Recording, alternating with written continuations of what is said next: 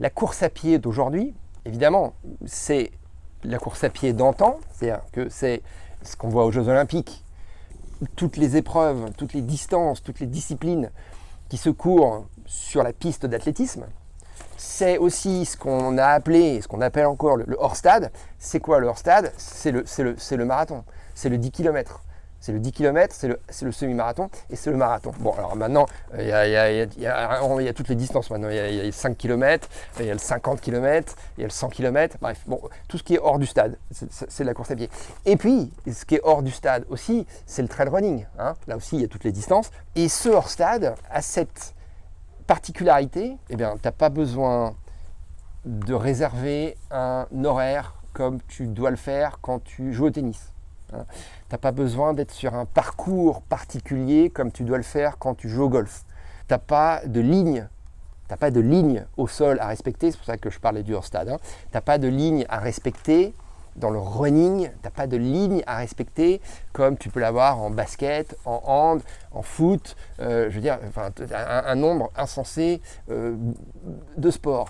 Et tu n'as tellement pas de règles que quand tu pratiques le running, quand tu pratiques le surf, quand tu pratiques le skate, et c'est pour ça qu'aujourd'hui le skateboard, c'est ce qui a lancé le skateboard. Le qualificatif que j'ai oublié de citer quand je parlais de liberté, je pense que là, si Alain Loret m'écoutait, il préciserait les choses et il emploierait ce terme de contre-culture.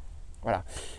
Pourquoi le skate? Le skate au départ, c'est quoi? Le skate au départ, c'est des surfeurs qui, les jours où il n'y a pas de vagues, se disent tiens, si on raccourcissait les planches et on mettait des roues et on essayait de surfer sur le bitume.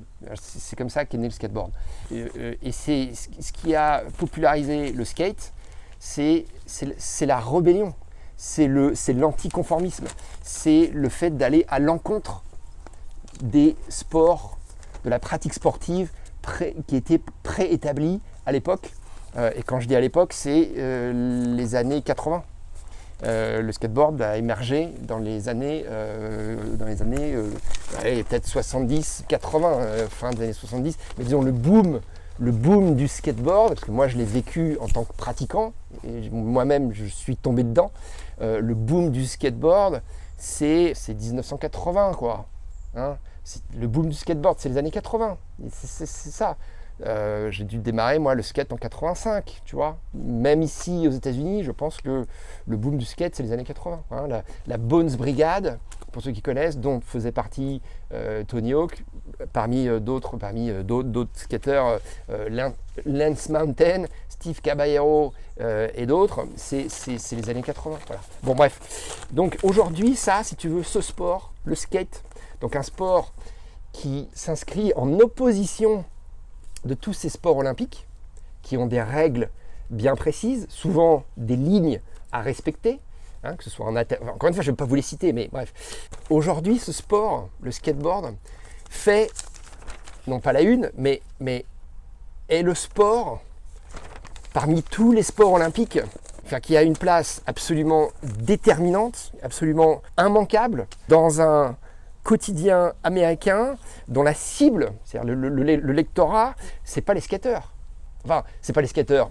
Si, parce que moi, si tu veux, à la limite, je suis un skateur. Voilà, bon, je trouve que je fais plus de skate aujourd'hui, mais j'en ai fait plus jeune.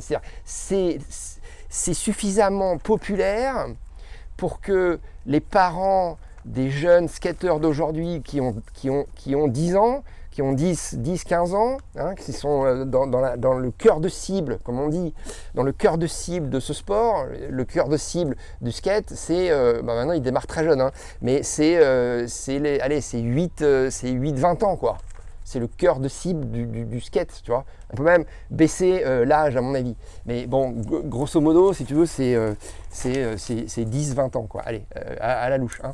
Donc, si tu veux, le môme américain, mais français, hein, aujourd'hui, qui a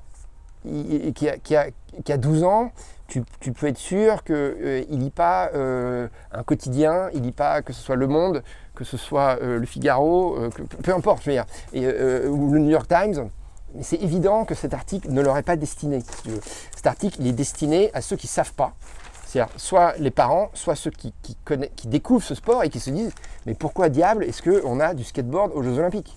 Eh bien pourquoi diable on a du skateboard aux Jeux Olympiques? Parce qu'un mec comme ça, il a plus de followers que Serena Williams et plus de followers que LeBron James, ici aux États-Unis, qui sont des athlètes internationaux, qui sont des athlètes phares. Mais je veux dire, il faut prendre conscience de ça. Hein.